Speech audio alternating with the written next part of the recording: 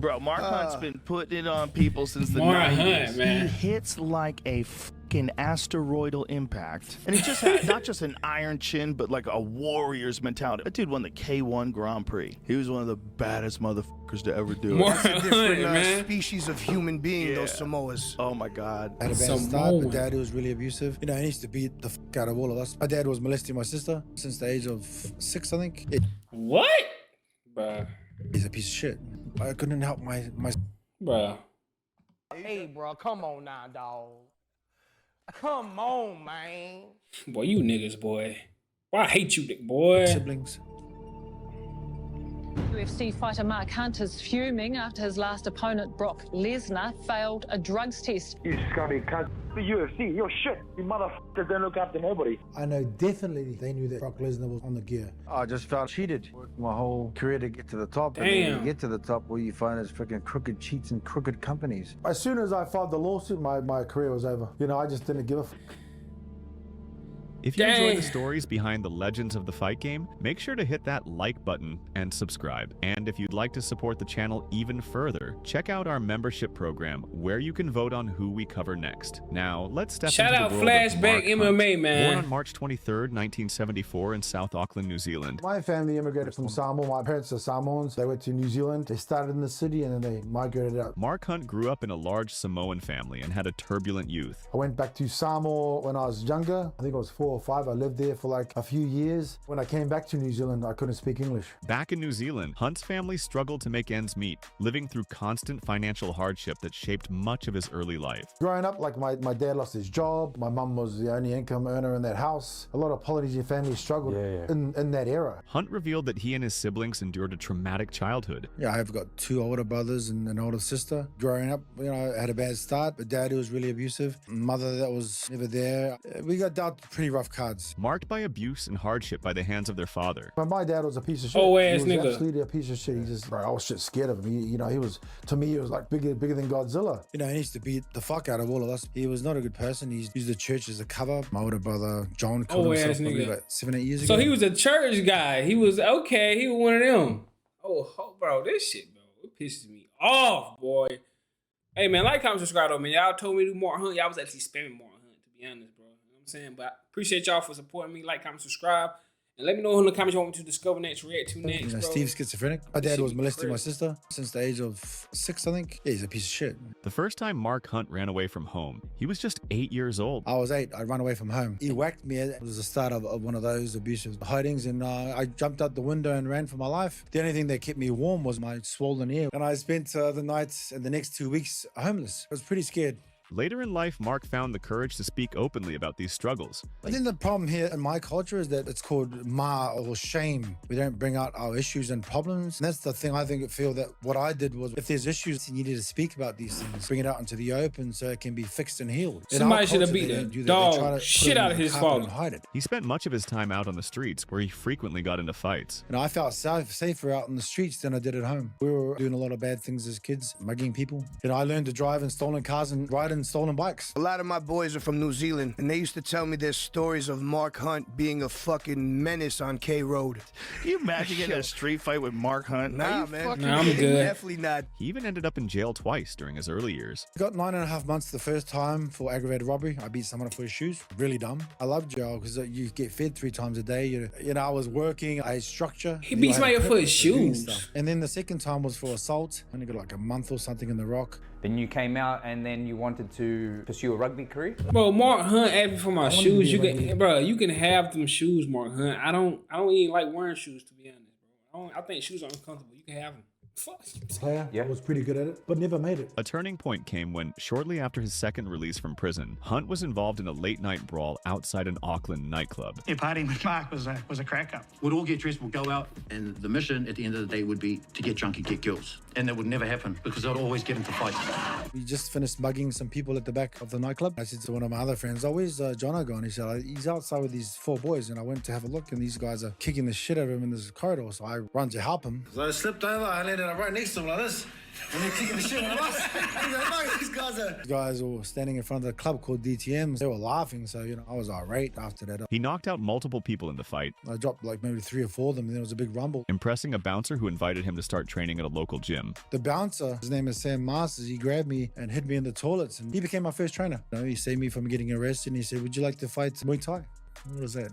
He said, come to my gym. Remarkably, just after a week of beginning training, Hunt won his first Muay Thai bout Damn, by that's first-round crazy. knockout, earning a couple of beers as a prize. 4 days of training, and the next weekend I was fighting in the very same club, my first Muay Thai fight. The guy was like 30 kilos heavier than me. I still knocked him out, and I was 17 years old. After his first fight, he began competing on the regional scene in New Zealand to gain experience. Because Sam was a surfer, and I went with the surfers. I got free trips to go and fight all around the country. It was like a father figure to me, Sam. I didn't really look at fighting as a way of life. It was just a way to get out of my house. The martial arts helped save me. I had no direction. Riding this momentum, he soon moved to Sydney, Australia to pursue fighting full-time, working multiple jobs just to stay afloat. How did you get from NZ to Australia? The second time I got out of jail, my friend said to me, we should go and live in Oz. And I said, what's that place? So I said yes. But his growing gambling problem constantly left him broke. I had a gambling problem. What, were you playing? Pokies. Pokies, okay. How did you fall into it if you had no money? When I had work, I went in, no money, gone. You spend all your pay, you wait till next week, same thing again. Forcing him to move from house to house as the money ran out. We all got kicked out of the house. I had nowhere to stay. I was standing on the street. I was about to go rob this Indian store. I was going to go run that store and get some money and then go from there. But, my mind said to me, go look in the phone box there and look for a place. Went straight to a place, called that number. The dude said, you can stay here. I went and jumped the train, rented a room and stayed there. After finally finding a place to rent in Australia, Hunt began training at the Liverpool Kickboxing Gym in Sydney under renowned coach Alex Toohey. His name was Alex Toohey. He was the first Australian kickboxing world champion ever. He had the speed, the short range speed and power. His very first organized fight was actually a boxing match. My first fight was John. So, or does the Hunt last name? Because I dated a girl Hunt, but she was white and Indian.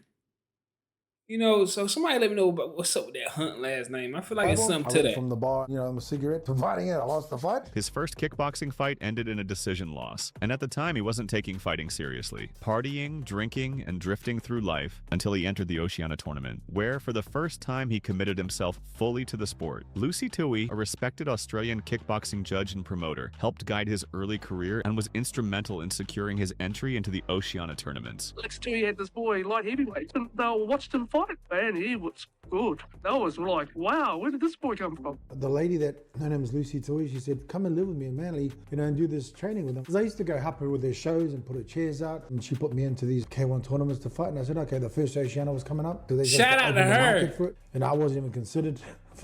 And she put me into these tournaments. The Oceania tournament was a brutal 3-fight tournament held on a single night, and Mark Hunt entered it fearless, ready to take on whoever stood in front of him. He's big, he's bad, he's looking to speed roll through the opposition tonight, and his name is Mark Hunt. He beat Amatagi. He walks straight into the right hand. The living legend applies the count, it's all over. Ronnie Sefo and Phil Fagan. Oh, there's a big right hand to the side of the jaw. Nice uppercut from Hunt. It goes down. To become the 2000 K1 Oceania champion. Mark Hunt is the K1 King of Kings. When I won my first K1 King of Kings. You made it. We made it, like $10,000. When you win that tournament, you get an opportunity to fight in Japan. Hunt was invited to Japan to enter the K1 Grand Prix, where he initially struggled and lost his first bout to Jérôme Le Banner. I went and fought for the first time in Japan. That's when I started seeing a little bit of the money. I got paid $27,000 US for that. I think 2000, I started seeing it as a way to make a living for myself. After getting a taste of life as a prize fighter, he threw himself into training for the 2001 Oceania tournament. If I was working a full-time job, my day started at 4:30 and 10:30, training for this Oceania 2001 K1. He once again won the tournament, knocking out Nathan Briggs, Andrew Peck, the sleeping pill. He got him heavy ass hands. And Peter Graham to claim the title. Final minute now. There it is. There it is. Then I won $27,000 in 16 minutes. Winner, via way of knockout, a lot of money. And two-time K1 Oceania champion, Mark Hunt. Thank you, everyone. Winning the Oceania tournament qualified him for the larger K1 World Grand Prix in Melbourne, held that June. After a strong start, a knockout win over Hiromi Amada, he lost a decision to Ernesto Hoost in the semifinals, which initially stopped him from advancing to the Fukuoka tournament in Japan. But when a late withdrawal opened a spot, Hunt was called up on just 3 weeks' notice. 3 weeks prior, I was in Auburn with boys having a party, drinking and smoking all that shit. And then he calls me to fight this guy, manager, and I said, oh yeah, sure. Suddenly finding himself on one of Japan's biggest qualifying stages. Still fighting around, I said, oh shit. His first fight was against renowned kickboxer Ray Sefo. Oh, he was an established fighter in K1. He was one of the Japanese stars. How are you feeling now? A little bit nervous, but it's my last chance to make Tokyo Dome. Where he lost by decision and assumed his tournament run was over.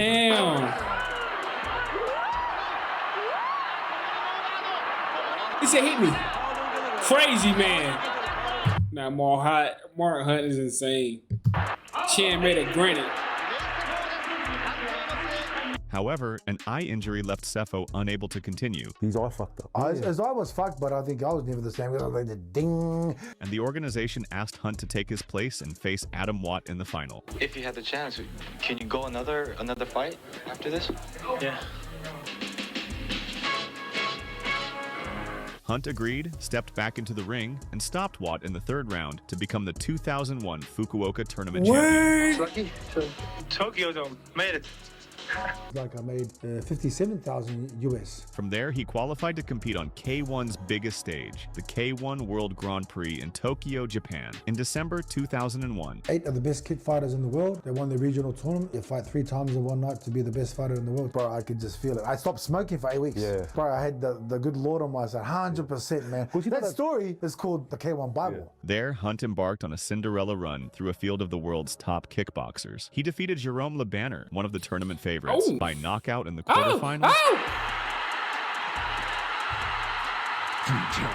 Then won a decision over Stefan Lecco in the semis. In the championship bout, Hunt faced Brazilian karate champion Francisco Filho. After an extra round, Hunt prevailed by unanimous decision to win the 2001 K1 World Grand Prix Championship in front of... Oh, where? He won 2001?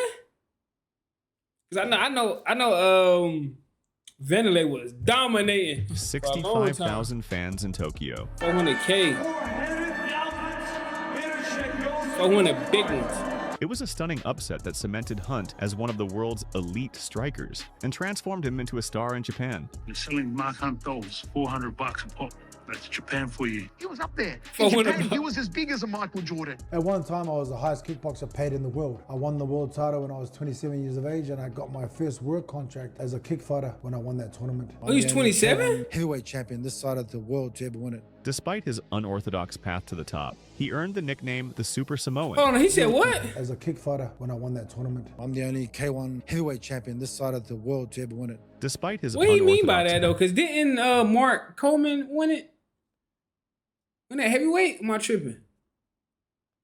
But that before Mark. Hold on. Path to the top. He earned the nickname the Super Samoan. There was a show called Dragon Ball Z. It's a cartoon, an anime, a Japanese anime that the race is called Saiyans, and when they That's fight, a Japanese their hair anime? goes white. So they called me the Samoan monster, or the Super Samoan. I did not know that was a Japanese anime. Don't be mad at me in the comments. I'm not big on anime, bro. Like, I didn't know that was Japanese. Hunt also became famous for his walk-off knockouts, delivering a fight-ending punch and casually walking away before the referee officially stops the fight. Knockouts. Delivering a fight-ending punch and casually walking away before the referee officially stops the fight.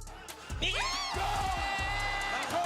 just walks up every time. Every time he walks up. During his Every kickboxing time run, he walks fought other up. notable names such as Gary Goodridge and Mirko Krokop. And Mirko fought has Mirko? the best left high kick of all time. Oh, and he just took it. Bro, he ate a Mirko Krokop head kick. It was the craziest thing I've ever seen. Nobody eats a Mirko Krokop head kick. Giving him the And got experience up. and visibility needed to earn. Bro, he ate a Mirko Krokop time. Bro, I ain't even gonna lie. His chin need to be on the shelf at the Hall of Fame of all the combat sports. His chin's on the Hall of Fame. Wham! Bro, he ate a Mirko Krokop head kick. It was the craziest thing I've ever seen. Nobody eats a Mirko Krokop head kick. Giving him the experience and visibility needed to earn his place on Japan's biggest stage, Pride Fighting Championships. After winning the K1 world title in 2001. Oh no! Okay, it's different. K1 and Pride. I'm tripping. Okay. I understand. So I'm thinking more Comey won the Pride, I think. Climb So- or whatever, I lost interest for it. I went back to gambling, you know, smoking, mucking around, doing whatever, because I had already conquered that challenge. I had my last fight in K1 in Vegas against Gary Goodridge, and that's when I was approached by Pride. The first fight was $250,000. Huh? Ooh! What you say? And I said, wow, okay. With K1, I was getting ripped off. I was getting paid $60,000 US a fight. They asked me what I fight this guy named Pajitan, and I said, what is this MMA stuff? And that's when I first saw Pride, and I was like, that's interesting. I conquered K1. What is this new sport? I didn't know anything about MMA. Pride offered me money to go and train with a guy named Bash Rude, and they gave me $40,000. Go train with. Bash Rutten in every story, straight legend, bro. This is a legend. Bash Rude in America. I'm like, nah, I'll boy's just keep the money fast. and go and train New Zealand. So I get the money when I train with a guy named Steve Oliver. The ground stuff, I got hammered for 6 weeks.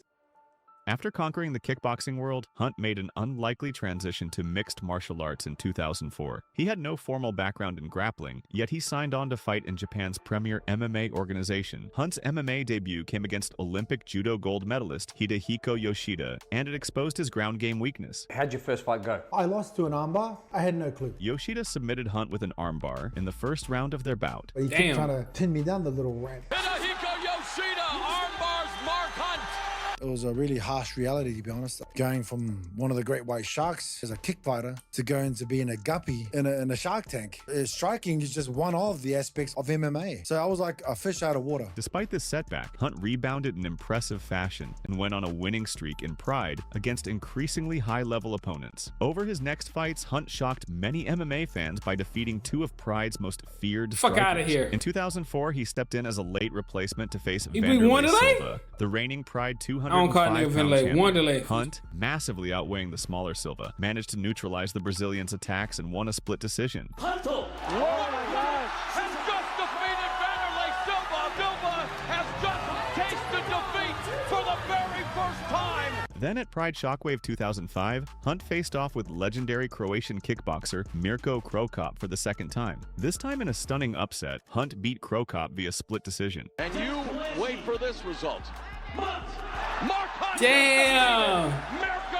He ain't beat These wins Fedor over though. Silva What you and talking about? Krokop dramatically raised Hunt's stock in MMA. That's and proved he could crazy. hang with elite fighters even without a polished ground game. By 2006, Hunt's Pride run continued into the promotion's open-weight Grand Prix tournament. I became one of Pride's stars also in the end. He defeated Tsuyoshi Kosaka by TKO in the opening round of the Grand Prix. Oh! Big overhead right. Finally over. That's it. However, in the next stage, Hunt's grappling deficiencies resurfaced. He was quickly taken down and submitted via Kimura by former UFC champion Josh Barnett in the quarterfinals of the tournament. Now he's got it. Going for the Kimura. It's over. After the Josh Barnett bout, another major Fedor, opportunity came Hunt's the way. god. Hunt earned a chance to fight for the Pride heavyweight title when he was matched against Fedor Emelianenko at Pride Shockwave 2006. In a gutsy performance, Hunt surprised Fedor early by escaping an armbar and even catching the Russian in an Americana shoulder lock attempt of his own. But Fedor's grappling skill proved too much. He reversed the position and forced Hunt to tap out to a Kimura, handing Hunt Got an him. honorable submission Can't beat the loss. king, man. That's Fedor, bro. He the king. Following his strong run in Pride, Hunt hit a rough patch as the organization folded in 2007. When the UFC purchased Pride, Mark Hunt wasn't among the fighters brought over. His situation at the time was complicated. He had been fighting in Pride, but Yeah, his Don broader contract was Fry. reportedly still tied to K1, and the UFC only absorbed a selection of Pride athletes whose deals were straightforward. You still got a contract with Pride? I didn't want to work for their company because I didn't like how they operated. I was just going to walk in and just get my money out and just, throw in the paid, towel. yeah. So what they did was they told me to wait. He continued competing in Japan for the Dream promotion in K1, but the lack of grappling experience led to a string of defeats. Hunt was submitted in just over a minute by Alistair Overeem in 2008. And if he extends now, he's gonna get it. He's got it. Knocked out in 18 seconds by Melvin Manhoef. You want to talk about like the scariest striker ever in MMA? I think it's Melvin. Melvin Manhoef, who weighed like 190 pounds, put him out with one punch.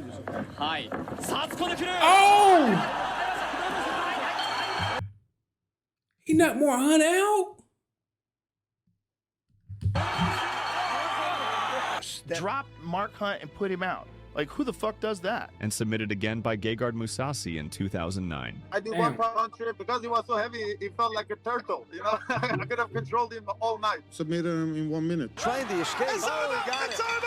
These losses extended Hunt's losing skid to 5 in a row by mid-2009, leaving his MMA record at a disappointing 5-6. During his K1 and Dream years, Hunt was also tied up in a legal battle with his former managers. I was fighting a battle outside the ring. A situation he couldn't speak about publicly. I can't speak about it. I got someone that was ripping me off, people that are cheating me for money. So my mindset was, it's always niggas like that, boy. When there's a hole in your ship, when this guy's taking from you, cheating you, you know. And the ongoing stress left him in the wrong frame of mind every time he stepped into a fight. I was that mentally drained from all these my old crooked managers. After these setbacks, many thought Hunt's fighting career might be nearing its end. Always weird But in niggas who want to take 2010, him. an unexpected opportunity emerged when the remaining obligations of his old Pride contract were transferred to the UFC. The promotion reportedly offered to buy out his deal and release him, but Hunt refused, choosing to fight instead. So we start to learn about the story, like how did Mark Hunt end up here? Losing streak, time off. How I got that contract, people can pretty much assume. I'm not going to tell you how I got it, but we're already on bad terms. They're like, yeah, you know, we wanted to get rid of him. He has a contract and he wants to take his shot. So what did Dana White say? He said that they try to pay me off and get me to leave the contract. I was on a losing streak. I can't legally speak about it. I can tell you that whatever Dana White said is incorrect. Determined to prove he still belonged at the highest level, he insisted on competing, forcing the UFC to give him his long-awaited shot inside the octagon. I don't have no issues with Dana White as a person, but as a business person, he's all for the company. He doesn't give a crap about any of his employees. I could have told you that. UFC debut in September 2010 at UFC 119. It was a rocky start. He faced Sean McCorkle, a grappler, and lost via straight armbar submission in the first round. So first fight of the night, and it goes horribly. At that moment, Hunt's MMA record fell to 5-7, which was one of the worst records in the UFC at the time. And few expected what came next. Mark Hunt proceeded to revive his career spectacularly. Being a fighter and a person that doesn't like quitting, and I thought, you know, I'm going to start fighting. I had my next fight was here in Australia, I think it was, and that's when I started my comeback fight. So I said, you know, I'm going to start really fighting. Fuck this. In early 2011, Hunt scored his first UFC victory with a crushing knockout of Chris Tuchscherer at UFC 127 in Sydney. The KO, a walk-off uppercut, earned him a knockout of the night bonus and signaled that Hunt's power was a threat to anyone. Continuing to smash uppercut. Bring it out. Wow. He followed up in September walk-off. 2011 by outpointing former IFL champion Ben Rothwell over 3 rounds at UFC 135. Hunt then began 2012 with another impressive stoppage, TKOing French heavyweight Cheikh Kongo in the first round at UFC 144 in Japan. Oh, he dropped him. Suddenly, the veteran who once had a 5-7 record was riding a 3-fight UFC win streak. Hunt's momentum continued into 2013. After recovering from an injury the previous year, he was matched against 7-foot-tall Stefan Struve. That win over Struve earned Hunt another bonus, his second knockout of the night. Fatality. Stefan Struve. That win over Struve earned Hunt another bonus, his second knockout of the night in the UFC, and extended his streak to 4 victories in a row. Thanks to his string of knockouts, Hunt became a bona fide fan favorite. In May 2013, he was given a high-profile fight against former UFC heavyweight champion Junior Dos Santos at UFC 160. The match was a slugfest, with Hunt constantly moving forward, throwing haymakers and Dos Santos replying with his own power shots and trademark spinning kicks. In the third round, Dos Santos landed a spinning heel kick to Hunt's head that dropped him and led to a knockout loss.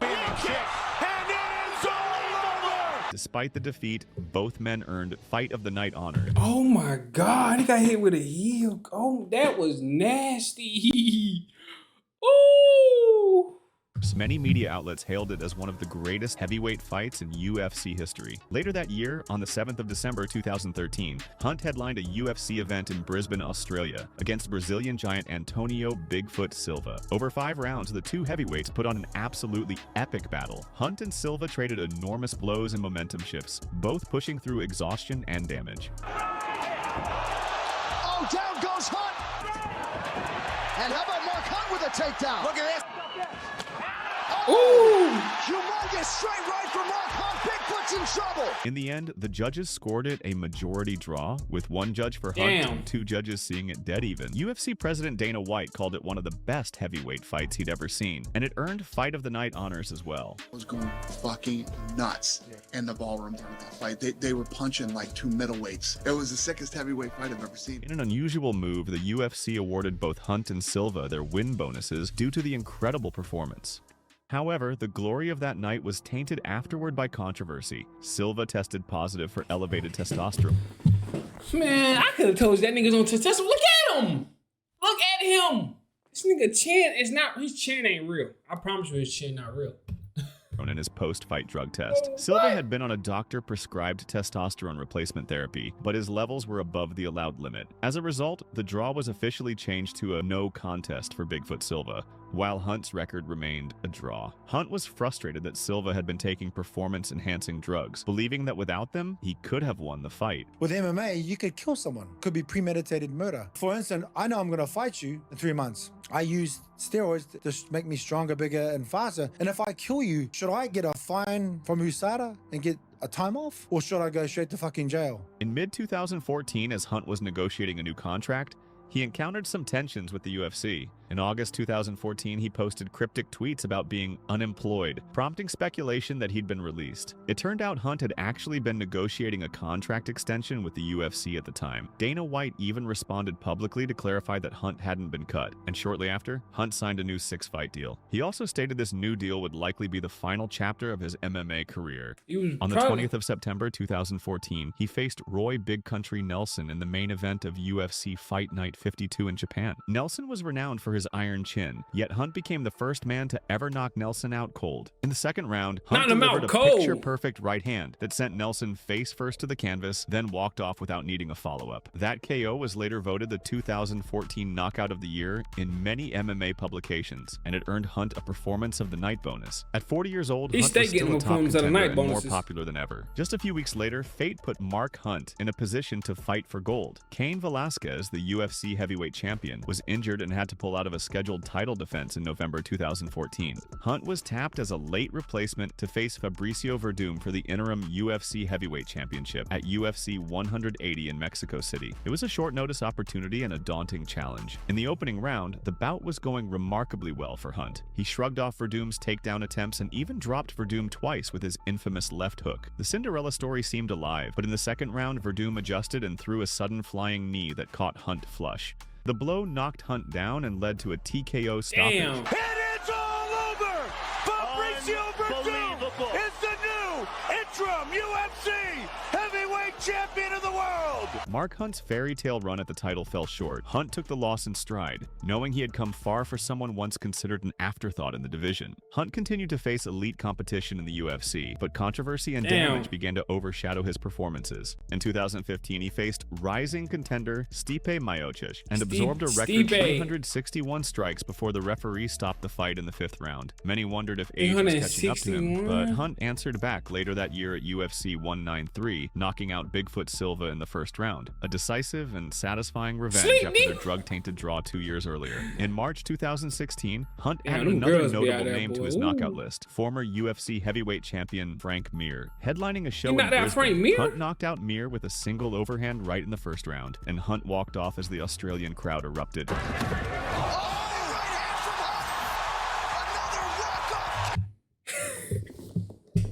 The walk-off KO god. It was vintage Mark Hunt. Unfortunately, yet again a post-fight drug test stole some headlines. It was later revealed that Frank Mir had failed his in-competition drug test, testing positive for oral turinabol. Mir received a suspension, and Hunt was once more left fuming that another opponent had been on PEDs. By this point, Hunt was one of the most outspoken critics of steroid use in MMA, repeatedly calling for harsher penalties for cheaters. It really irritates me up my skin that I have to share the octagon with the guys that have cheated to get here. Despite Hunt hinting at retirement around this time, the UFC showed its faith in him by signing him to a new multi-fight deal in April 2016. This contract was reportedly a 6-fight, multi-million-dollar deal. It was an exceptional offer for a 42-year-old heavyweight and reflected his status as a fan favorite who could still headline major events. But no one knew that the biggest controversy of Hunt's career was just about to begin. The one that broke the straw and came back, it was Brock Lesnar. Yeah. On 9th July 2016, Hunt fought the returning superstar Brock Lesnar Look at at the him! massive UFC Look at him, bruh. His ears got muscles, bro. His forehead got 3 muscles, right? Like, come on, bro. 200 event. I really do almost feel like UFC 200 is too insane. My weak ass bitch heart can't handle it. I agree. They were trying to make UFC 200 crazier after Conor and Nate fell off. True. This is where all this came from. Lesnar's return for UFC 200 came together at the last moment. This deal came together so quickly. The UFC had been searching for a major star to bolster the card, and when late negotiations with WWE suddenly made Lesnar available for a one-off fight, the deal was finalized only weeks before the event. Is exempt from the 4 months in advance rule. Lesnar had been granted a special exemption by the UFC from the usual 4-month drug testing notice due to his late signing for the event. This is a crazy deal. They weren't testing 4 months ago. Exactly. Like every other person in the world. He's the exception. That nigga was There's no way they could have that because they weren't even talking until 4 months ago. It's definitely not ideal when you're trying to promote this sport as being absolutely tested, right? But if you're going to make exceptions for him, you got to do it for other guys. Maybe they would if you were famous as Brock Lesnar.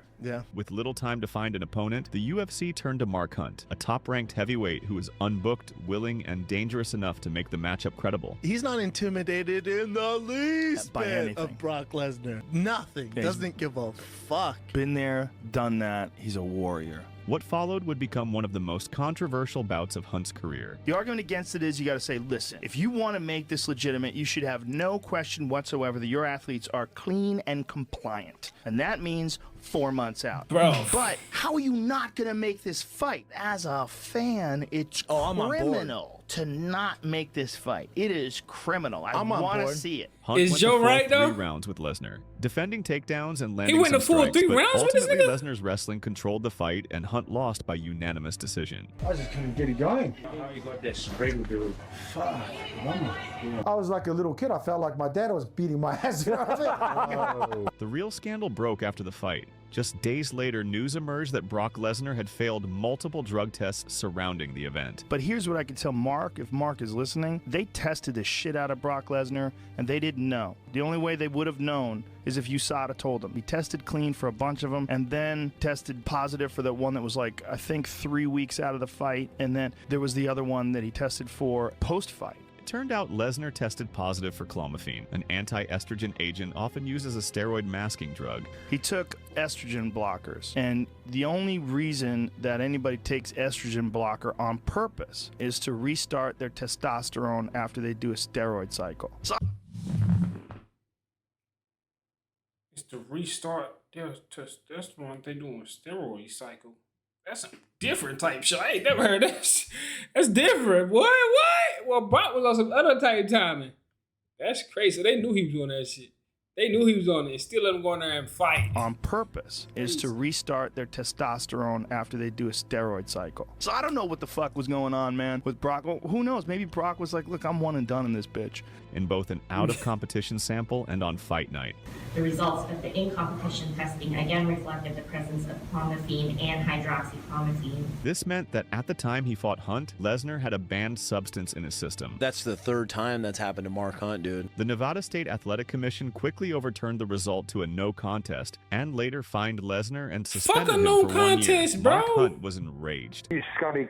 Fuck the UFC. You're shit. You motherfuckers don't look after nobody. You just go, here, throw this motherfucker, this freaking stupid fucking Samoan under the bus, and then he'll get the badge in front of the whole world. We'll let this fucking white piece of shit fucking sticking needles in his ass and say, oh, let him cheat all the way to the fucking bank. Let's give him. He's sticking needles in his... They knew he was dirty 3 weeks prior. So the night before that, I've got the records. They popped him the night off. They gave him an exemption. The whole world knew he was on steroids. The guys that were supposed to look after me weren't looking after me. He felt the UFC had willfully put him in the cage with a juiced opponent for the sake of ticket sales. All I asked for before I dropped the ball on the UFC was, can I just have a clause in the contract so he doesn't have no money, he doesn't get no funds from it? Because I feel it starts with the money, and then they should enforce their punishment. You know, we're UFC, where they got the strictest punishments in the world. So why haven't you enforced them? UFC fighter Mark Hunt is fuming after his last opponent, Brock Lesnar, failed a drugs test, demanding half of the American's fight fee.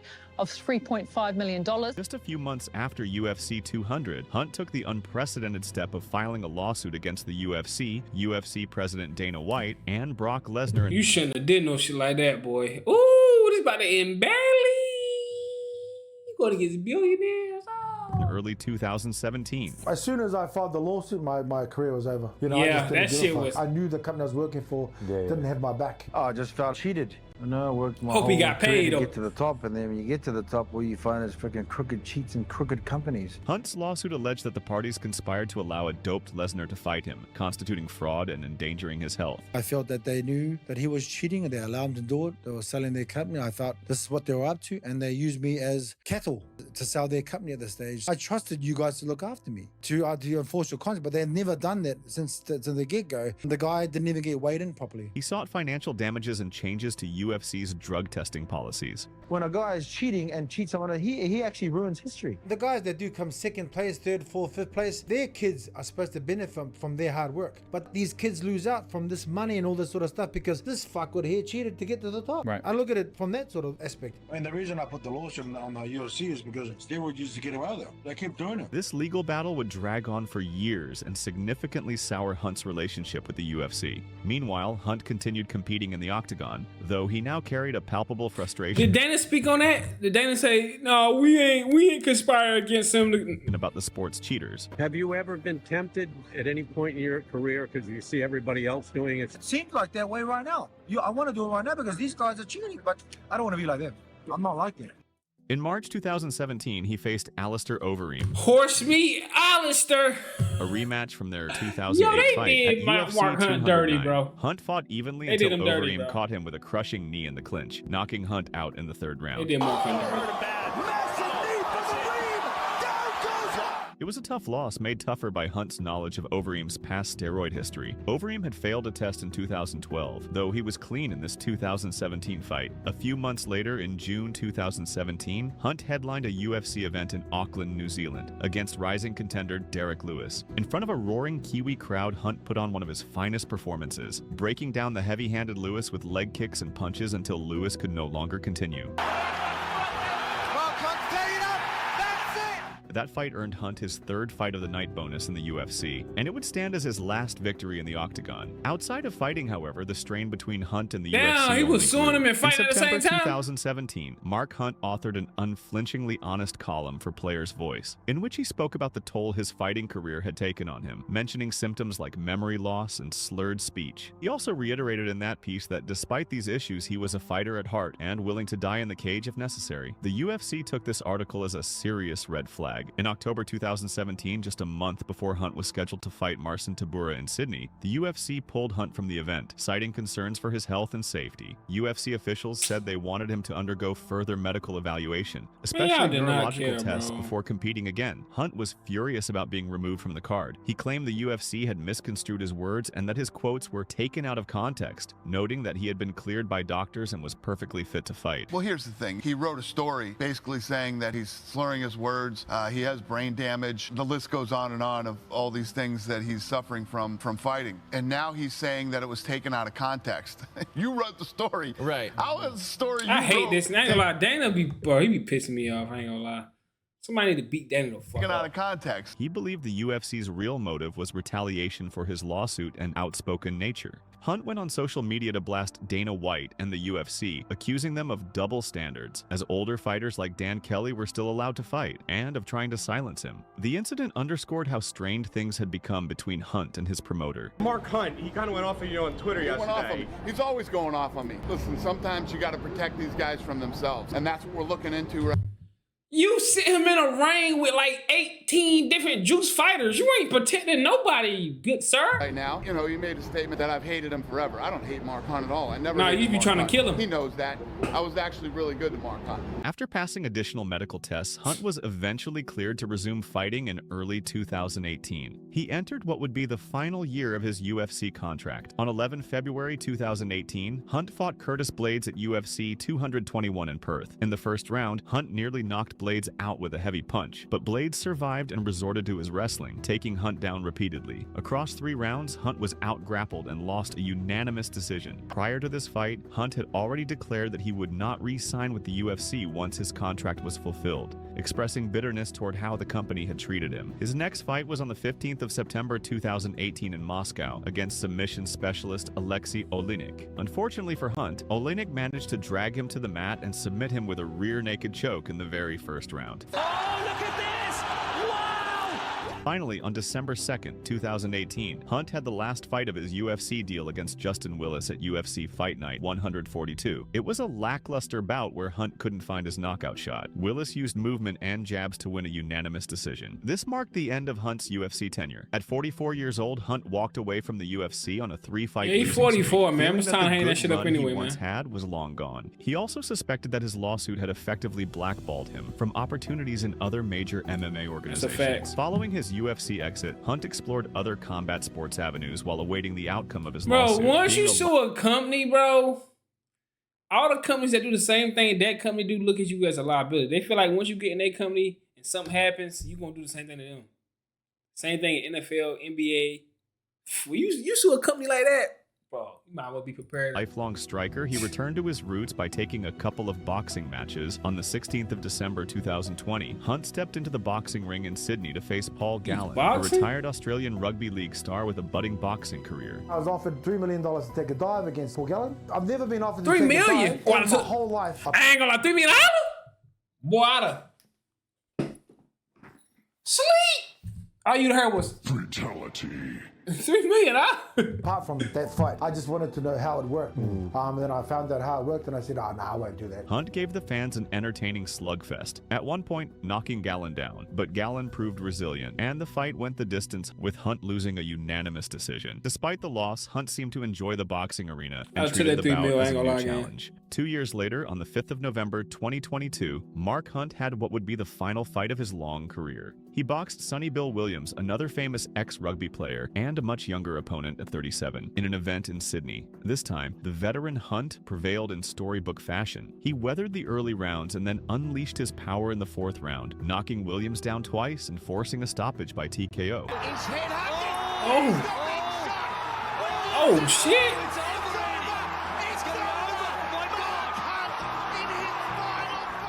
It was Hunt's first win in any sport in several years, and fittingly, it was a knockout. At 48 years old, Mark Hunt ended his fighting career on a triumphant note. In the aftermath of the Williams bout, Hunt announced that he was officially retired from fighting. He expressed that his passion for combat had been diminished in recent years, largely due to the frustration and disillusionment from his legal battle with the UFC, explaining that the lawsuit took that passion away from him. Not long after, Hunt's lawsuit against the UFC reached its conclusion. In 2019, most of his claims had been dismissed in court, but a few allegations, fraud and battery related to the Lesnar fight, were allowed to proceed on appeal. Finally, in 2023, the U.S. Ninth Circuit Court of Appeals affirmed the dismissal of Hunt's remaining claims, essentially ending the case in the UFC. That's crazy, bro. That's why you can't win against billionaire company. You're not gonna win, bro. It's like you basically fighting against the judge and the people in the courtroom that's judging on the case.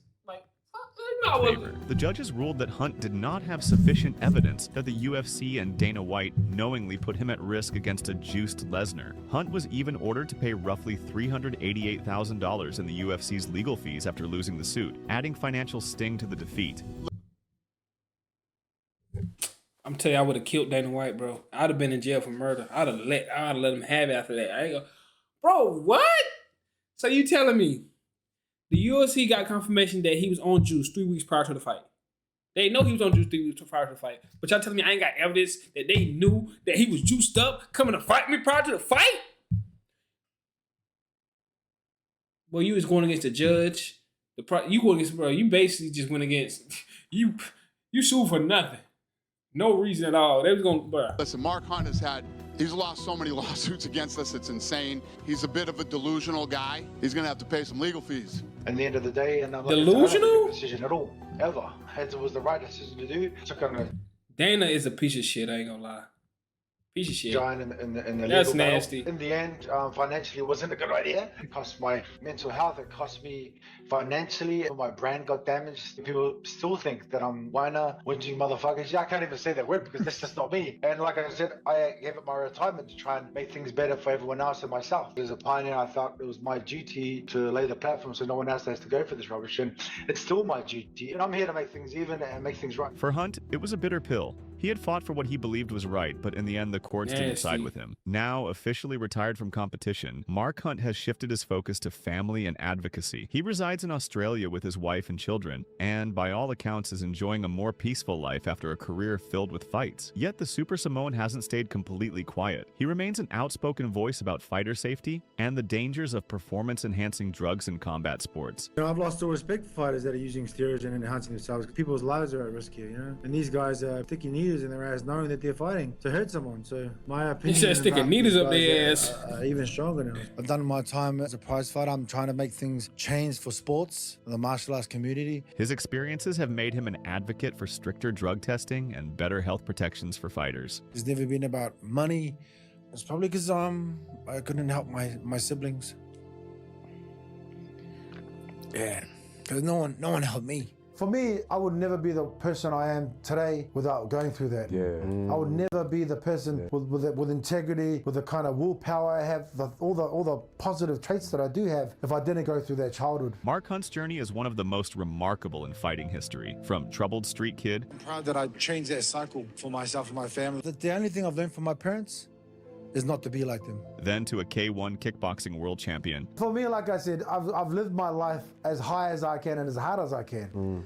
I didn't shy away from any challenge. And then a beloved MMA icon who battled the best in the UFC. He built a legacy on thunderous knockouts, an indomitable chin, and an unyielding will to compete on his own terms. I've made so many mistakes, bro, in my life, but I own them all. If I didn't make... I ain't gonna lie, Dana White, you was a piece of shit, man. Dana White, bro. How you gonna put him in a ring with nigga y'all know who juiced and then take money from him? I hate you people. I ain't gonna lie, bro. That's nasty work, bro. Like, comment, subscribe, man. Let me know what y'all think about this in the comments. This shit make me want to smack Dana so bad, bro. I wanna just... This is nasty, bro. Man, I'm gonna see y'all in this video, man. Y'all already know what's going on, man. No. Yeah.